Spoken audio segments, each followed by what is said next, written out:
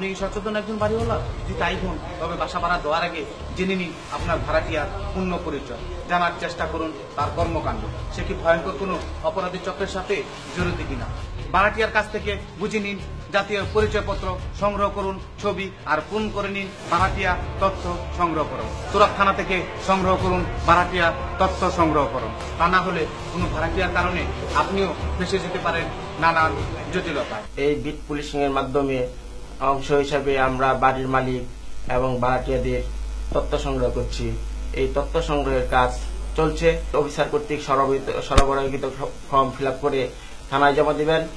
আপনারা যারা বাড়ির মালিক আছেন তারা ভাড়া দেওয়ার পূর্বে ভাড়াটিয়াদের পূর্ণাঙ্গ নাম, ঠিকানা, ছবি, ন্যাশনাল আইডি কার্ড, প্রয়োজনে পাসপোর্টের ফটোকপি, ড্রাইভিং লাইসেন্সের ফটোকপি সংগ্রহ করে রাখবেন।